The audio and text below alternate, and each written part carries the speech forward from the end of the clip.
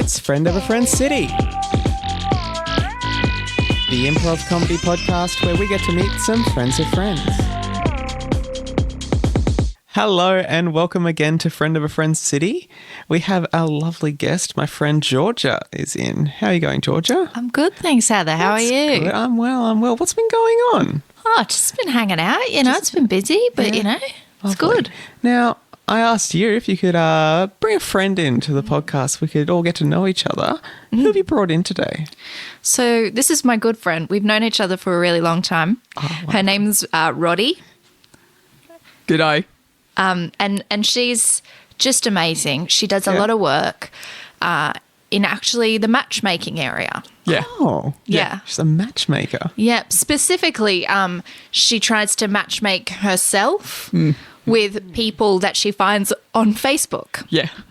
Oh, wow. Yeah, but she Yeah. doesn't tell them that No, it's that's her. not. Yeah, It's a pleasure to meet you, Roddy. yeah. Thanks for being here. So Yeah, I am very here. Thank you. you're very here. I'm prominently here. Yeah. So tell me how you try to do this. Is this like cold approaches on Facebook? It's cold approaches because this is the thing about the generation these days is that, no one wants to work and no one wants to talk to each other. We're all so isolated. We're so alone that the only solution is that I pretend that I am a man called Ernest, classic Aussie battler, that I have a daughter called Roddy, and I just, I go on to Facebook Marketplace and I look for people selling shovels. And I just, they think I'm putting in an offer, and I am putting in an offer, but not with money, but instead with, my love, my heart, and yeah. That's beautiful. Were you selling one of these shovels to get to know Roddy? No, so Roddy and I actually met quite a few years ago at a bank. Yeah. Roddy was trying to convince the bank teller that she had an account there, and she didn't. She not. Quite clearly didn't. No. She was physically showing them the bank card from a different bank. Yeah. And in the end, they actually said, all right, here's $50. And I thought, that's the kind of gal I want to be friends with. Yeah. Wow, you just wore down a bank teller to give you $50. The thing is, they're going to cry, and you're going to have to work past that. Both you and them. You can't let the tears stop you. You got the tears of the moat, and precious $50 is like within the castle walls. You just gotta drive right past it. You gotta pretend that it's the Carl Jr. on the Gold Coast Highway. Yeah. Wow, so you're really Straight bar. attracted to the aura of this person with absolutely no consideration for people's feelings. Just so entrepreneurial. Yeah. And it's hard to find like a female role model in this day and age who's just so such a go-getter. Such a go-getter. So how is the shovel game going? Oh, I'm not interested in the shovels. I'm interested in the men behind them.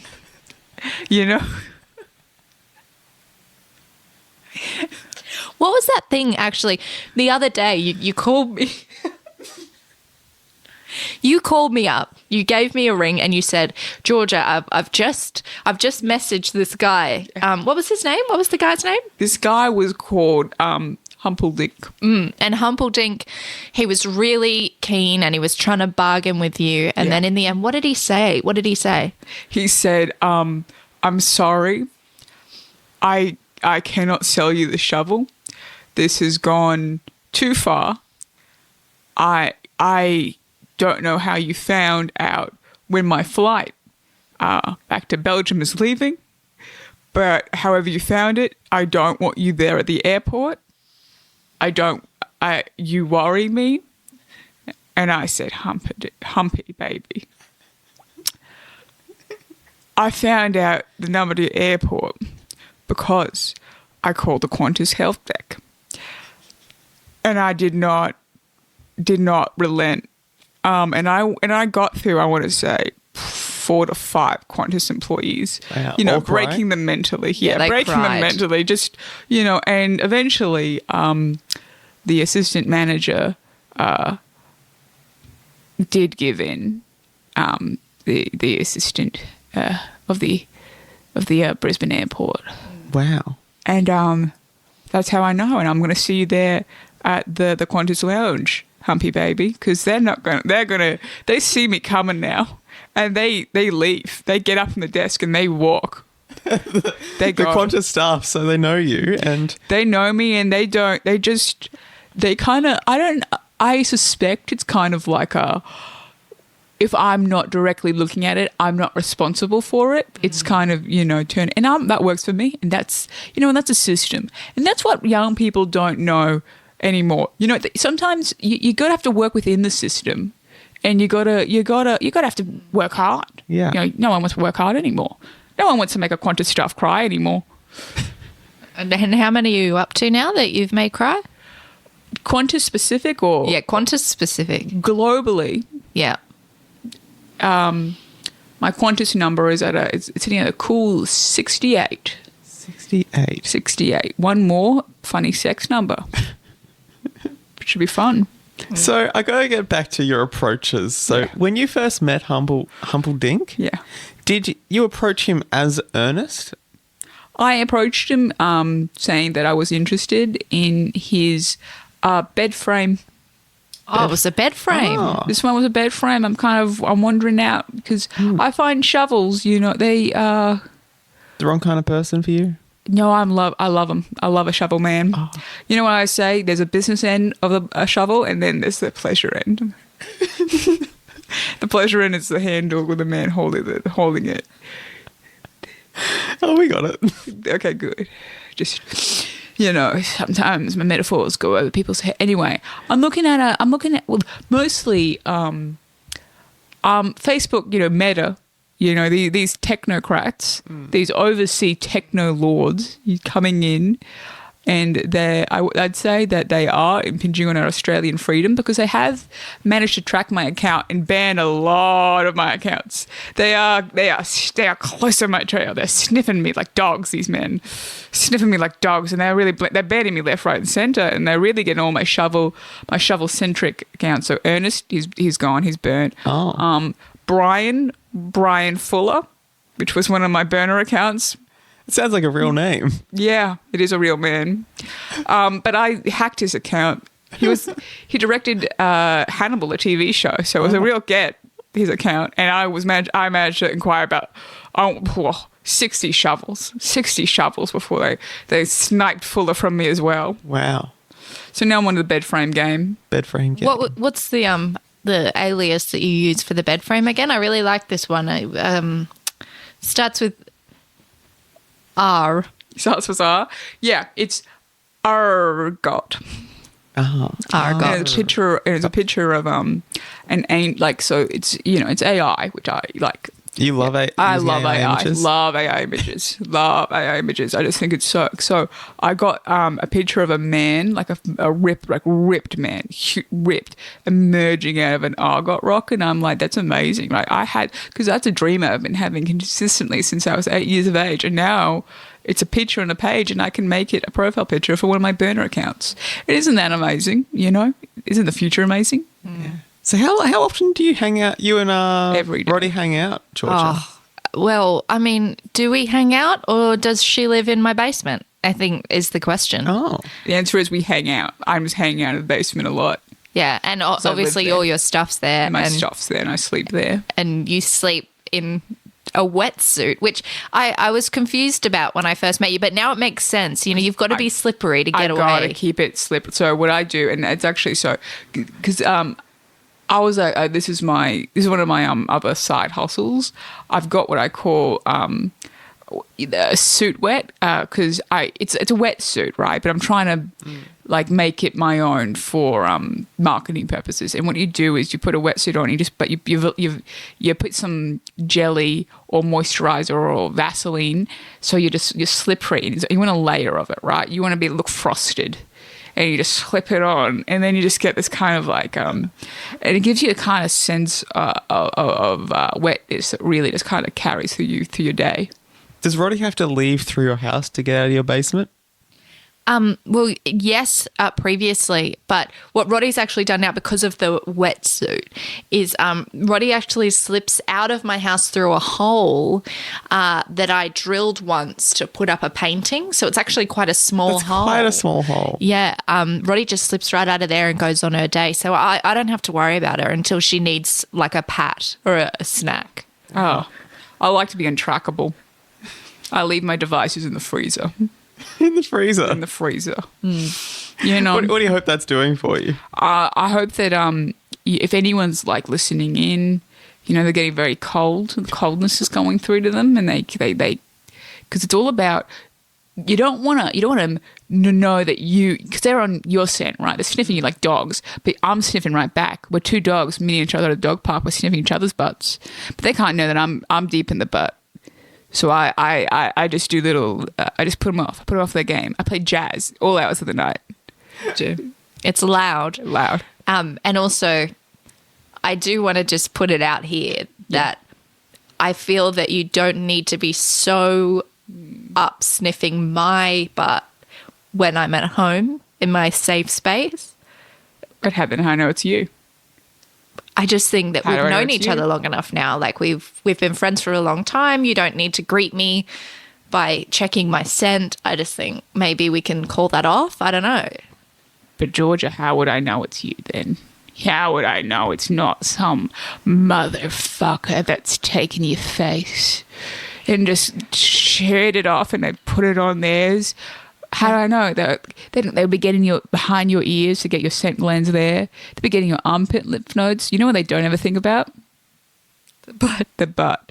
Yeah. And that's why that's why dogs do it. Yeah, I'm sorry. That's why I do it. Yeah, I'm sorry. I should never question you, Roddy. Roddy, I gotta ask, who's after you? Me? Who isn't? Technocrats. They Lib know Dems. about you. Who, sorry? Lib Dems. Liberal Democrats. They're after me. It sounds like you're in a very particular hole of Facebook. Yeah, I am deep, you know. You're right. I think You think you cracked the code I on think I've Facebook? You found the secret spot? I found the secret. Yeah, I think, you know, I'm deep in the what we call in the business the back book. Because it's behind the face, you know. Yeah, okay. I'm basically in the deep web of Facebook. Don't forget the Ascot mums. They're against you in a big way. Hate me. They hate me. It's because I do rub them often. You've got so many Thermomixes in I've got your many. shed. The thing is, you just walk on in. You just barge on through. You go, g'day. You go, g'day, Maddie. Presumably one of them's called Maddie. You can be pretty sure. You're going to a house that has a full gathering of Ascot mums. Yeah, I wait for them to have a child's birthday party, great time. I wait, or you know, if it's like obviously New Year's Eve, Christmas, family Christmas, I pretend that I'm their family. I come on in. I'm like, g'day, Maddie. They're like, who are you? And I go, you don't remember me? I dated your son. Paul, for 3 years. And they go, what? I don't have a son. And that is when you unzip your suit wet and all the Vaseline that has been melted by your body heat pours out. And they're like, what? And they kind of slip, and they're slipping like they're in Scooby-Doo. And that's when you get the Thermomix and then you slide on out of there.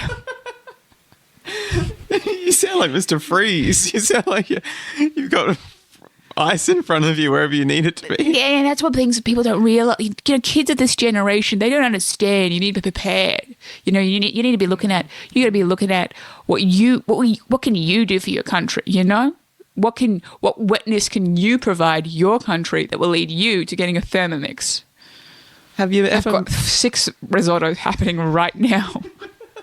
It's just too much risotto. I just Georgia, throw you must them be out. plugged up. Oh, I actually have a visceral reaction now when I put risotto in my mouth. I immediately go into sort of a trance-like state, and I mean, I'm sorry to put you out here, but then Roddy has to just spoon it into my mouth, sort of force it down. Yeah, I like it though. She puts a glove on, like a put a glove latex on. glove, and just sort of. But that's shoves it. Because I want to. I don't. There's no spoon involved. I got my latex glove on. I just peel. Just grab George's lip and I just peel the mouth open and I just shovel it and then I gently massage the tongue to make it swallow. And George's eyes are just darting like a bee stuck in a hen house. And it's really good bonding, I think. I'm usually like tears falling, but just nothing behind the eyes at this point. I have never any recollection of it. And Roddy pushes past the tears. Yeah, I push past absolutely. She's obviously broken you too. And I'm grateful for that because I don't have a lot of friends that would do that wouldn't just sort of say, let's stop, like, let's let you relax, like, let's just let you have something else for dinner. That she's just like, no, we can push past this. And I've become stronger because of it. I mean, you don't eat the risotto, obviously. Obviously, I would not eat the risotto. I obviously would not eat the risotto. I get the, yeah. Oh, I was just going to say, Georgia, have you met any of Roddy's family? Well, there was your uncle John. Oh, Do I want to say Johnny? Yeah, Johnny Two Shoes. Johnny Two Shoes, yeah. Johnny Two Shoes. And he was actually a really famous juggler. Oh. So he came round once and he juggled and then he took my basically he took my virginity.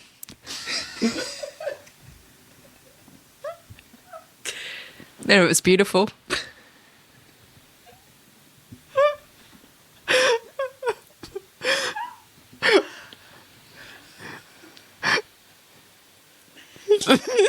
The juggling really does it for you. Yeah, you know. And listen, Johnny Two Shoes, you know, we have a stilted relationship, so it was challenging to hear, you know, the like, because the noise is obviously, he juggles as he does it. And I wish I didn't know that, but I do know it now. It's kind of like a... But that's what made it so magical because I talked to other people and I'm like, you know, how much juggling was there in your first time? And they're like, none. And I'm just like, what? Like I had so much. There was those bowling pins, oranges, hacky sacks. I had it all. Wow. And I just feel blessed. Just an array of different juggling equipment. Yeah. That's amazing. What an experience. Because the thing is, and I've said this to Georgia, and Georgia hates me saying it, but I got to say it. You're just another notch in the bedpost for him, you know? That's actually how he made all his money in Las Vegas. He did this late night adult show showing that he could thrust and juggle at the same time. And then he was getting some extra clients afterwards, I assume? Yeah. Wow. Well, doesn't take away from the experience. No, though. I'd like to still think that my experience was special, and clearly you're just jealous that I had such a wonderful. Because what was your first time like, Roddy? Because I remember you telling me, and it was not as good as mine. My first time was in a Bunnings. With who? Tell them who. It was with a man called Victor. And what did Victor smell like? Victor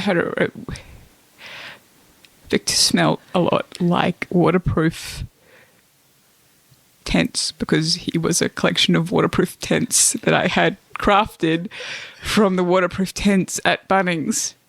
And I had shaped them into a facsimile of a man, but I count it as my first time because there was real love. How long did you see Victor for? I saw Victor for about a month before the Bunnings staff caught me, and now I'm not allowed to go to Bunnings anymore. That must be disappointing. And I think about him every day. I think about him every day. Sometimes I wonder, is the shovel thing, is that just a way to get closer to Bunnings and closer to Victor? Well, I mean, I don't want to out you here, Roddy. I don't want to out you, Roddy, but you have told me that any other sexual encounters you have, you do request that they wrap themselves in a waterproof tent prior to. Yes. And I say, can you jab me with a tent pole? Just, just some my buttock or something, halfway through. Yeah. Otherwise, it's just, what's the point? So a lot of tie-down straps. Yeah. Yeah, a lot of tie-down straps. But yeah, again, I'm like, and be still and maybe sway and breeze. That's what I want. Can you sway? And they're like, what do you mean? And I'm like, get out of here. It's just not the same. It's not the same. And then, yeah. I just think maybe you need to talk about it. Maybe you just need to talk about Victor and what he's done to you. I love Victor. Victor would have been a good partner for me up until minus 10 degree weather, which is all you really need. Probably even too much for a Queensland camper. Yeah, you don't need minus 10. You don't need minus 10, but I loved him. I loved him anyway. He was warm and downy. This facsimile of a man. Yeah. Love lost. Happens to us all. But, I feel like I'm on the up and up. I feel, I'm a hustler. I'm here and I've got my businesses going. Yeah. Yeah. Like, for instance, one of my businesses is I go to Office Works and I go to the printers and I go to where the printer ink is and I drink the printer ink, which they don't expect. And then I leave the Office Works and then I could just go to like different office buildings and I say, do you need more printer ink? And they go, yeah, we do. I'm like, I could give it to you half the price. And they go, how? And I go, leave me in this room alone. And then they do. I did get some awfully odd smelling correspondence the other day. Did it smell like urine? Because then if it was, that would be me. That would be me if it was urine. I was expecting some mail from the Births, Deaths and Marriages office and it smelled like urine. Because they're a big customer. They're a big customer. Yeah, they get the use a ink lot of straight ink. from Roddy actually just sort of stations herself at the printer, and then whenever they're in need, she just says, "Turn the lights off." Turn the lights off, and then we've got to the point of comfort that they don't need to leave the room. No, and it's just kind of like, and they're like, I don't know what you're doing here, Rodney, and I'm like, hey, Marissa, you know what I'm doing. But that polite fiction does a lot to serve both Marissa and myself. And I go, Marissa, are you having a birthday party this weekend? And she goes, yeah. I'm like, don't you live in Ascot? She goes, yeah. I'm like, I'll see you there. And I'll see you there. Wow, you truly are a hustler. You don't let anything stop you. No. Not police. Not police dogs. Because, they love me, police dogs. They love you. Yeah, they go straight for the throat each time. And it's not even like, I might not even be getting in trouble for anything. Like, I could be walking down the street, a police dog sees me, leaps up, goes for my throat. That's why I have to cross the nuzzle. I punch him across the nuzzle. But Roddy, I just, I need to jump in here. Yeah. Do you think it has anything to do with the raw mince that you smear across your throat every morning as No. part of a morning routine? Unrelated. That's part of my morning routine. That's part of my morning routine. That's unrelated. Absolutely no correlation. No okay. correlation. Sorry, I just thought I'd put it out there. But, Yeah, no. Roddy knows best. Roddy does seem to know best. Look, knows a lot. That's what the tattoo that Georgia has on her lower back says. Roddy knows best. Roddy knows best. Roddy did that to me one night. She slid into my house and into my bed. Because you're the Vaseline. Is she quite a good tattoo artist? Or was this No. a very... It's so bad. No, I am It's not. wonky and lumpy. I put lumps in it. I want to get on Ink Master, the TV show, so bad. I think Ink Master is going to be my next big break. So I was experimenting with alternative tattoo methods to really make myself stand out. And I was like, what if it was lumpy? What if it was texture? And then I went, what if your tattoo could somehow be sharp? and it is sharp. And is sharp. quite often I find myself in a position where I'm on a train and my back tattoo has sliced the chair, the seat, and then I get up and then the fluff comes out of the chair, like the padding, and it's stuck to my back. It's impaled. And then kids laugh at me, and that's harrowing. That's really tough. Yeah. But then I take it home, and then Roddy uses the padding. I do use a padding. For things unknown. Honestly. I put it in my I put it in my You put it in your wetsuit? yeah, my suit wet sock. Excuse me. Suit wet, sorry. Yeah, it's good to have some texture floating around in there. It's good to have some kind of feelings of, and it's like what if there was a traveling bush that kept growing around your body? That's what it's like. That's what it's like. Look, thank you both of you for coming in, Georgia and Roddy. That's all about we have time for. Just have one last question. What's your favourite thing to do together in Brisbane? Georgia, there's one thing we love to do, right? Yeah. On a weekend together. Yeah. So what we do is Roddy and I, we go to Kangaroo Point. We go to Pineapple Hotel. And she just is in the suit wet, lubed to the hills. I jump on her back. She launches herself off Kangaroo Point cliffs into the Brisbane River. Wow. We sail leap. until we get to, I want to say, New Zealand.